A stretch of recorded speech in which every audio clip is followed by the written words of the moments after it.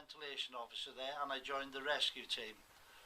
I never actually did any rescue work, fortunately. I was never called on to do it. But my time there, what I really remember about is the camaraderie, everybody helping each other. Even Mickey would help me now and again. Very briefly, I can't tell stories, underground stories, because they didn't happen. But I can tell the stories these lads will know about, was when you were training and somebody would put their hand over, push a relief valve, blow your bag up and you'd be stuck roof to ceiling. Yeah, we've all been there, we've all done them. Thrown away the key from the cylinder, said find it if you want your oxygen. Yes, Maureen Pugh. My father was Joseph Kirkle, and he was at Llay Miners Welfare. He was in the rescue team, and I think he was one of the first to go down. Well, he did say that when they first went down, his shoes were burnt off his feet. But I was saying my mother was so ill that he came, after he'd been down, he went home to make sure that everything was all right with her, and then went back. And that's when he missed going down with the Llay Miners team, and he went with Bersham. Did he? Yes. And there was a Dr. Roberts that came from London, and he always used to say that he always liked my father to go down with him, because when he took his heart rate and his pulse going down, it was the same coming up.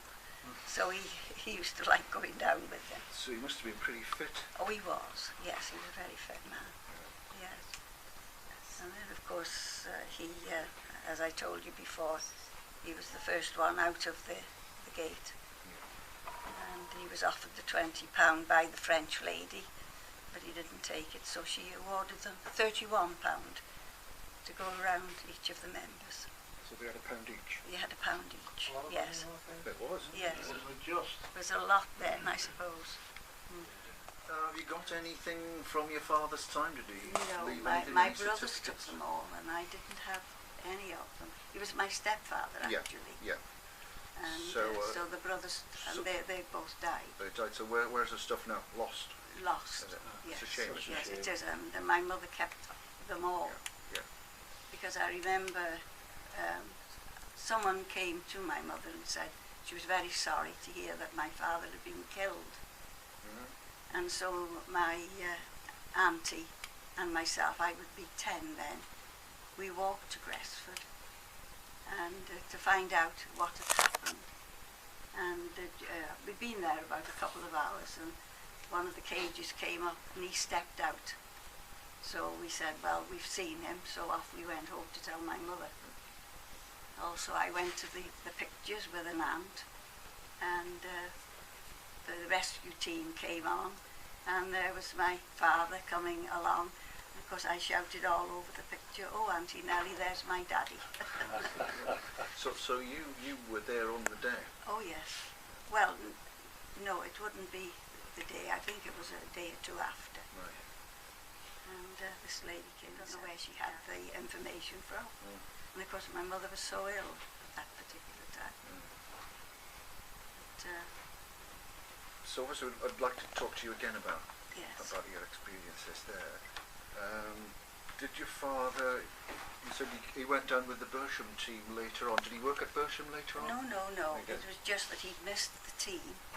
And so he went down with the Bersham. So he was always at that Llay Miners? Yes. And finished when? He retired from there? No, he was injured. He was injured? Yes, he was injured down the... he couldn't work anymore. Injured at Llay Miners, obviously. Pardon? At Llay? At Llay, yes. I think it was in 1940, I think. It was just after the war broke out. Okay.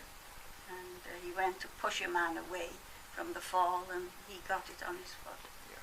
And of course, he was in hospital for 6 months after that. Interesting story. Yes.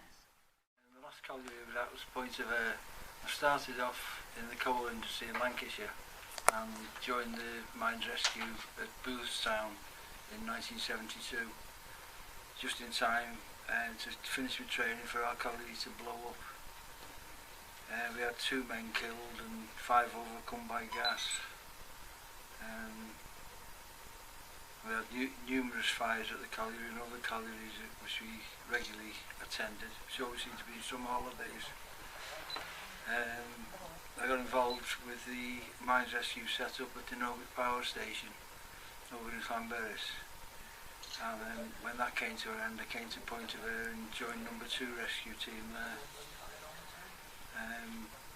Can I ask you to expand on the Norwich? Not a lot of people realise what happened there. Yeah, the CEGB had an underground power station built, and while it was being built, we had 3 mines rescue teams based there, covering for safety. All were trained at Wrexham. Fortunately, there was never any need to use them. Just to prompt you, Coed I was, and the strike. Yeah, I was during the last strike. I was manager at Coed Tower in a small pit up Ponteboggan, and to save rescue teams having to cross picket lines to go for underground practices, they came to Coed Tower. We had 3 teams from Bersham and 3 from Point. They all enjoyed. I'm Honestly. sure they did. 1980 to 1984. Oh, this is 70, after 74. Yeah. This is an open cast mine? No, a drift mine. Yeah, drift mine. Down the other side. Big claim to fame actually, Coed Talon. The Great Exhibition. Yeah. Piece of coal weighing, what was it? Do you know, I don't know the weight of it. Huge. Was taken to the Great Exhibition. My name's Malcolm Williams. I was in the 3rd team in Clive just before they finished, 66. Went to Gresford, was in the team there. I did get called out to a fire in Point of Ayr. Can't remember the day and the date, but we were called out and we were there for 3 weeks, back in 2, because all the wood on the side of the roads are all combusted, and each team were going down in relays, but for 3 weeks we were going back and 2 from Bly. And that's where I always talk about the blue disc, because each miner had a blue disc that was put on your wall of your house. And the idea of that was, because you had no telephones, was the police would come round with a torch and he would know where this blue disc was and he would knock you up. And that's the idea. And at the moment there's still that blue disc in my old house in Llay, in 122 Brim Place, Llay. Still there, because nobody can get it off. But it was an experience to be in the mines rescue, and especially when we had to put that door together and the stopping, and then you would find out how long you could work for. Yeah. Because once you put that steel door together, some could work longer than other people, and that was the idea, was to find out how long you could work with them conditions. The one thing was mentioned about the 24 hours your oxygen 20 off. hours, I think. It was, the idea was, if you were behind a stopping or something, you could last for 24 hours. I was always told that. I've never tested it, but I was told you could last for 24 hours, because if a fall come down, You were stuck. yeah. But before, and I always tell people in the fire service, because I know Mickey was in the AFS, Auxiliary Fire Service, and I was for a while, and I always say to the firemen that you were lucky, because you can talk through your mouthpiece. We couldn't. We had to do everything with a hooter, and that was the difficult part of it, because you couldn't talk. If you talk, you get the fire dampen, and it would kill you straight away. So that's some of my recollections of the mines rescue. But I can always tell you too, when I'd add to the college after, and I could eat and eat and eat, and I wouldn't stop. It made me hungry all the time. But it's an experience, but it's the comradeship of the people that you work with as well. You depend on that person to to know that everything else is going right, because at the end of the day, he also was in a firefighting team as well, which was part of, sometimes with a rescue, which was a chap from Llay called Georgie Lucky. And George is a Llay lad, Llay chap, and we've had some experience on firefighting, and also in, I can always remember in Ifton, Ethel Kelly come to us at one time. Somebody dropped the nozzle, remember? I remember it. And he was there clapping on the side, so in the end we wet him. So he didn't come back. The dividing branch went Yeah. in the tank. In the That's tank. it. That's it, I Actually, remember that. we lost the competition, yeah. That's it, thanks. Yeah. At the time I was deputy of the Quaker C 17th district in Harvard. I was number 2 rescue in the Harvard Colliery. We'd gone down Harvard for an exercise on this particular occasion, and we'd gone to the actual district that I was in charge of, not that I was in charge of it that day, and we had been given an exercise to retrieve an injured person from a roadway. Now the roadway was the link road from Harvard Colliery to Bersham, and the injured person was a gentleman called Robert or Bob Toffee, one of the Toffies from Ross. Bob was about 21 stone. Now we had the sets on, which weighed about 40-45 pound, Alan, I think. Yeah. And we had to go up this very, very small road because it had been in existence about 6, 8, 10 months, and it had crushed in a little bit. So it was all in the couched position, in the bent position, recovering. We found Bob Toffee, who was lying there like a beached whale. We put him into a Neil Robinson stretcher, and then we put him stretcher out of the stretcher tube in the district and proceeded to carry him out. Because of the restriction in the roadway, only 2 people could carry him. That was the number 1 and number 3 in the team. And Bob, being in excess of 20 stone, believe me, it was change bearers every few yards. So that's one of the funny stories, one of the odd stories, yes. I'm Graham Lewis. My dad, James Arthur Lewis, worked at various pits in the Wrexham area before becoming an instructor at the Mines Rescue Station, and eventually... Jimmy Lewis, was that? Jim Lewis. Jim Lewis? Yeah. From Chanavron? No, from Gresford. Oh, well, I'll let you finish, I'll come back. He became an instructor there and eventually ended up as the assistant superintendent, working with Emlyn Jones. So I grew up, my teenage years with my dad working at Mysquin Road, and I used to take my friends from school, and we had tours round and going through the gallery, seeing the body lying there that had to be recovered. And dad, and my dad telling the tales of attempts at rescue and things like that, and how they used to fill the place with smoke. And, and of course the canaries that they bred there. And of course we used to carry a canary on a rescue exercise. Yeah. I've got a photo.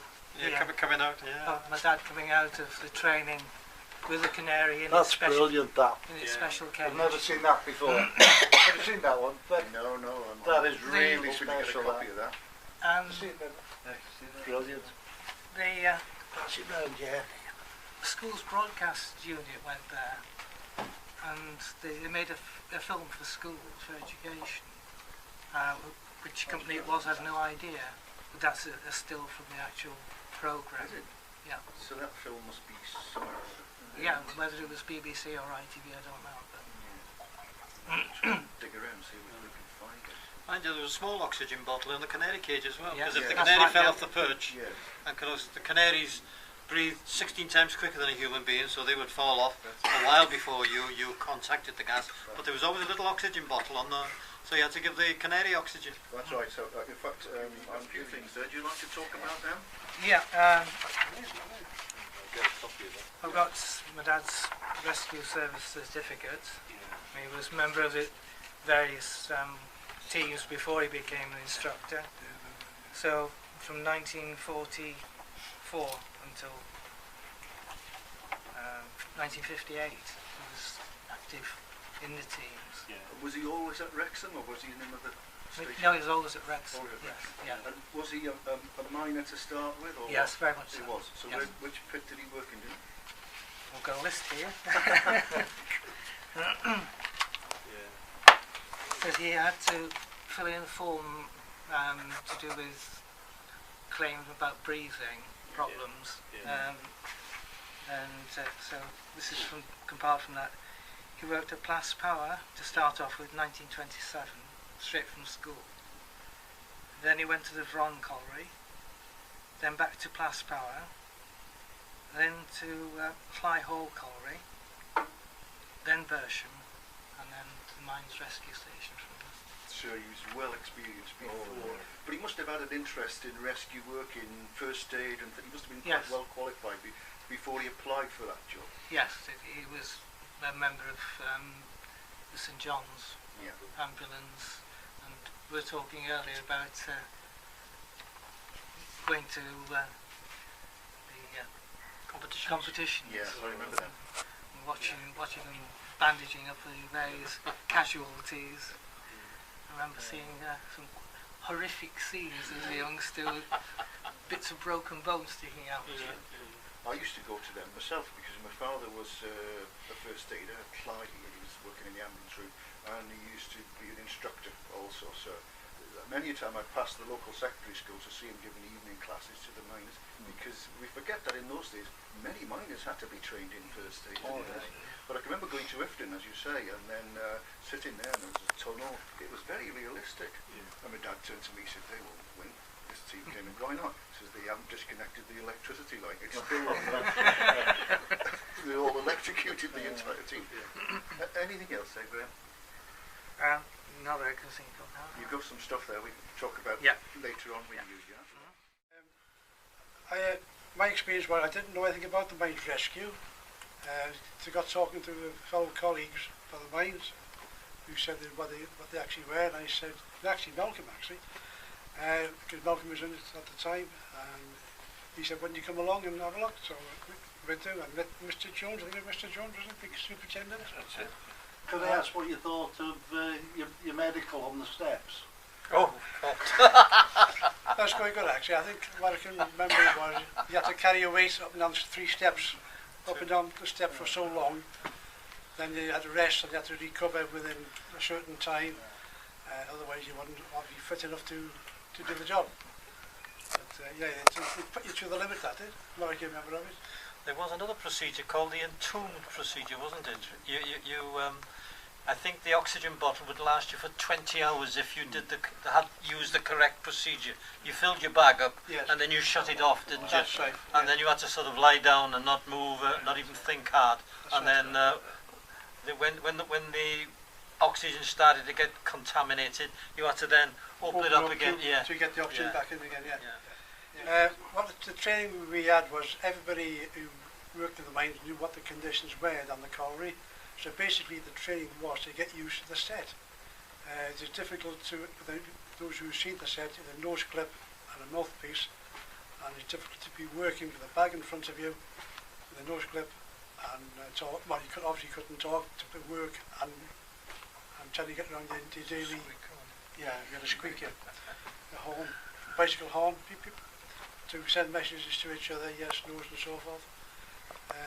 Yes, basically that's all the sets laid out on the floor for each individual person, and the test was you had to pick it up off your head and drop it onto yourself. And that was it. The job itself, that was, as you say, about 40 odd pound, that was, 54. 54 was it? Were they 50? 54 pounds. Good God, that's half half hundredweight, isn't it, really?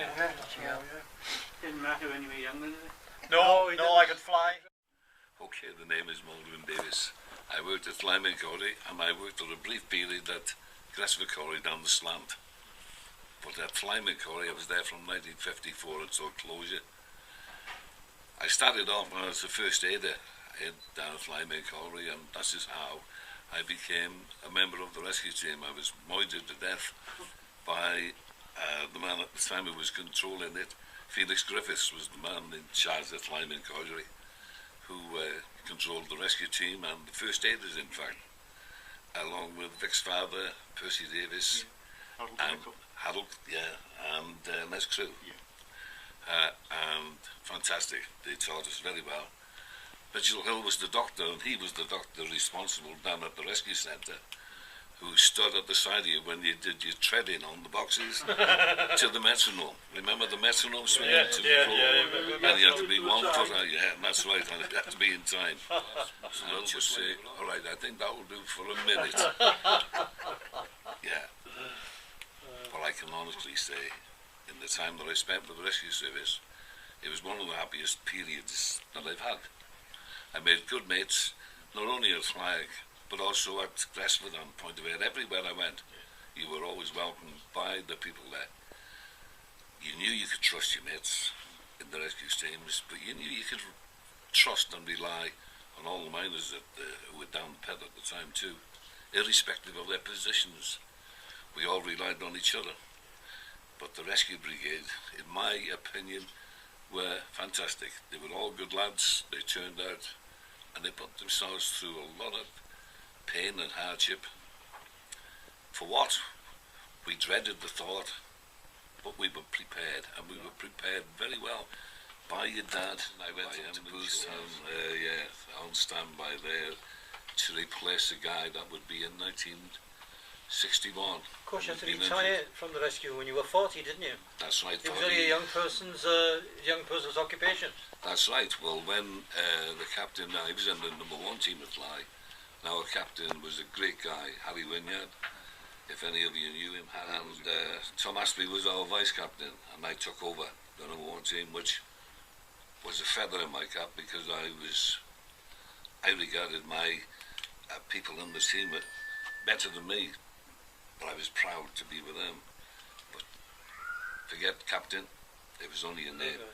You relied on each other, and all the checks that you did were down to them to look after you, and you looked after them. Happy times, proud, and I know that I'll go to my end very proud of my past, actually. I was in Howard Rescue Team in the late 50s, and then I transferred to Gresford Colliery to work, and I joined the rescue team there. I don't have many memories, only of the rescue station, which you already know about. The captain in Gresford was Cliff Hughes, and my captain in Howard, Peter, would know better, I suppose. Johnson? Huh? Johnson, was it? Little Johnson? No, not Little Jonathan. Little Jonathan. Yeah, with the moped. We never got, #2 never contacted #1 at all. No, that's right, it didn't. No, I think it was Gwillem somebody. The wife of a school teacher. What do you think? Little Jonathan was on the rescue, wasn't Yes, Jonathan was in the rescue. He was captain. he? They called him a mate. No, he wasn't a mate. Yeah, but you see, I would never have known Jonathan in the rescue team, and yet I know him so well because we work together, but not as a rescue member. No. So when did you start your rescue work at Havant then? 1958. 58. And did you volunteer? Or were you Oh chosen yes, or I mean asked everybody volunteers. You had an interview in the office, didn't you? Yeah. I mean, Emlyn was there, wasn't he? That's Emlyn. Yeah. Well, and you he had was. an interview in the office, and if you were interested, you went for the interview. And I think the manager Clark was there, but I know Emlyn was there. Yeah, I mean, they did interview, you know, I mean, they just wouldn't have taken anybody on. They wouldn't have taken Bob Toffee off. No, not Bob, no. You remember Bob, do you? Well, I can remember the same story as you're telling, only it happened about a lot further in the colliery, Dunmoch, where they did the same thing with him. Because he weighed so much, you know. When the rescue teams went down and they wanted to move somebody. Is it true that... we all know what MOH stands for. Pig. No, pig. I don't know why the district was called that. Yes, we won't go into them now, thank you, Ali. Can I just ask David, I forgot what I was going to ask you now. Let me think. I've asked you about you getting chosen. Is it true that you had to train down the different collieries? You went to different collieries? You went down different collieries on a training exercise. You did? I'm not sure how many times a year you went to different collieries. Well, we had a rescue session once a month. That's and right. perhaps out of the year, you'd have about 3 sessions in the training centre, and then every session thereafter you went to a different colliery. Because you had to become au fait with every working place in every colliery. So would you say then, by the end of the time that the centre was working, that most of the rescue men were familiar with all the other collieries, so they could have gone down any colliery and knew where they were. Yes, you went down every got on with it. Yes. You knew the conditions, it was wet training or wet pit or water training. And you knew which cage you could stand up in and which you couldn't. You did, yes. And you went to you knew Bersham. the one on the bend in the middle of the shaft, which was Bersham. I should have told you actually, at Llay Miners Welfare I was the last rescue man there. Yeah, my dad used to go to those. Yeah. Well, I used to remember when I was growing up, I used to go to competitions and see these people being bandaged up. That's right, yes. I can tell some funny stories about that. In fact, I might do this afternoon. He'd need, for a start off, he'd need an age We were in Blackpool. for another thing. The Winter Gardens. In the Winter Gardens on So really what you have to do with that is photograph it. wasn't it? It was national. You know, On a national competition. digital cameras, you take a little card out. I got a very funny story about it. I used to go there myself, actually. I used to go myself. Photographs across the top. Shall we all? Inspection was daily there. It was just, Well, it had to be, yes. that's right. So it was because of my knowledge of the bit that I was kept there. Just in case a team was required, I could go in with them. Remember Jackie Thomas popping back from Gresford? Yeah. I was working with Jackie. Yeah. I also remember the under manager and the manager of Llay Miners Welfare coming out on the call with us. They had to be trained in the use of the apparatus as well. Yeah. So Peter Criddle, it was nice to see him struggling. Yeah, but a great guy. And Kelly used to do the same, I thought. yeah, but they were all good. Keith Fulton, the manager, he was very knowledgeable about rescue work and very proud of his teams. Oh yeah. So I mean, what we're talking about is a lot of brave men, really, isn't it? Yeah. You can't be clearer than that. I mean, all miners are brave men, but these rescuers are braver. Young and foolish, I think, more than brave. I think the ones who went down to Gresford, Yeah. you know, were for certain. So why did people volunteer in general then, do you think? I don't Well, know I why volunteered because I'd lost my dad down Gresford anyway. Yeah. And I think at that time it was a step in progressing. I mean, I was going to tech once a week and everything like that, but I think it was a step in progressing. I mean, I was doing a lot of first aid teams and competitions at the same time. I was just all mining, that's all. I mean, everybody from the village worked in the mine. Most men in the village worked in the mine. Sure. It was a culture. It was the culture. I think it was nice to have a day off when you were on afternoons as well. Oh yes. Well, you became part of a team, didn't you? You know. Yes. And there was quite a lot of technical training and everything, if you were interested. But to wear that badge when you went out of a night time for a drink, you had a mine rescue badge. Yeah, a little bit. And you were somebody. Yeah. Because you lived in a You village haven't where got the badge that was given to the 30 members of the recovery team.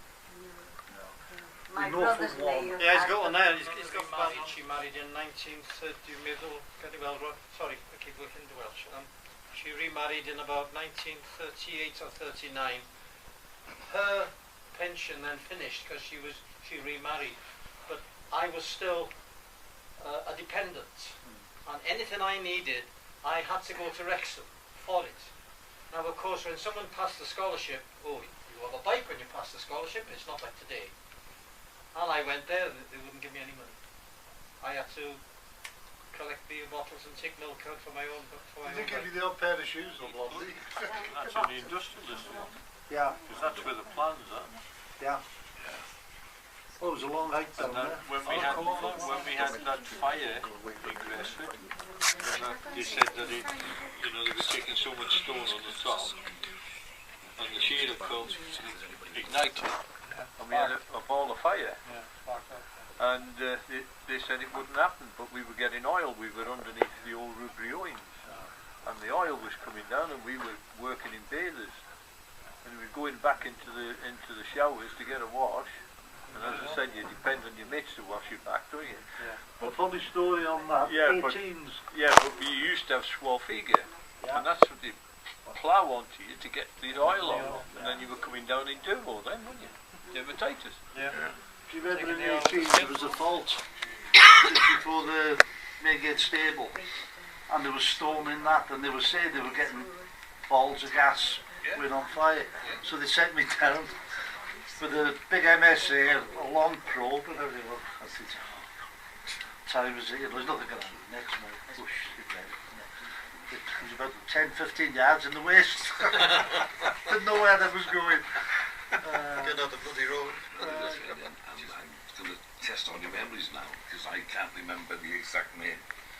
Do you remember the long tube with the breathing mask? Yes, I do. And the poise, what is it called?